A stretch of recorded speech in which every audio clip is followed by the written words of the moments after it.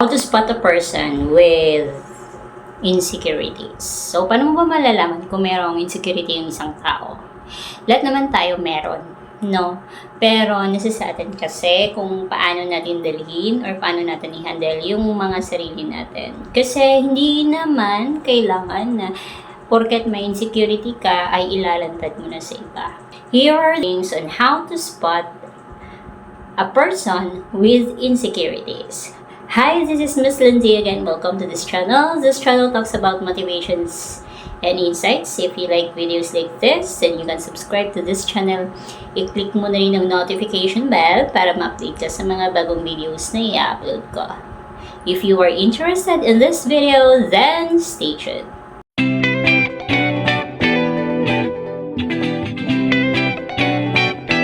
Social media over posting. No, lahat naman ng tao nagpo-post sa social media, pero may iba talaga na yung bang sobra-sobra ng pagpo-post. So, hindi ko naman sinasabi na masama yung pag-post ng mga life update sa social media. Pero, hindi na siya maganda kapag yung bang wala ka nang tinatago. Yung bang kahit maliit lang na detalye ng buhay mo, talagang kailangan mo na kailangan i-post sa social media. Nasa era na tayo ng social media, but then let's control ourselves na piliin lang natin yung mga bagay-bagay na i-post.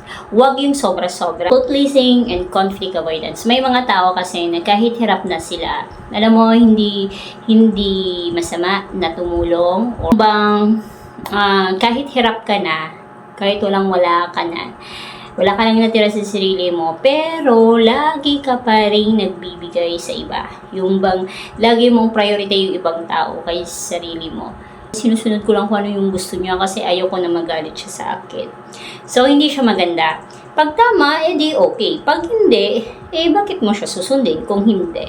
Putting others down. So, meron akong kilala na ang kanyang dream ay maging Miss Universe. Pero, hindi natupad kasi iba yung landas na tinahak niya, iba yung profession niya. So, hindi natuloy yung pagiging Miss Universe niya. Ngayon, meron siyang pamangkin na matangkad, slim, may itsura, hindi naman ganun kaganda, pero may itsura, makinis ang mukha, yung bang, di ba may mga face na hindi sila agad-agad nagka-pimple. Yan, ano ba yan? Ang ano mo, ito, ganyan. Yung bang imperfection sa katawan, o sinasabi, isa pala siya sa or palatandaan na merong insecurity ang isang tao.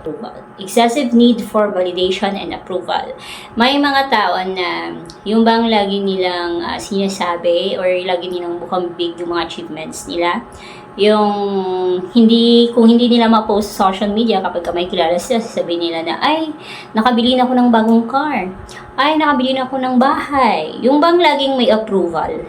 Yung bang lagi nilang sinasabi para i-appreciate sila or else hindi nila hinahayaan na yung action nila mismo ang magbigay ng message na successful na sila. If you like this video, you can hit the like button. If you haven't subscribed yet to this channel, you can subscribe at click mo na rin ang notification bell para ma-update ka sa mga bagong videos na i-upload ko.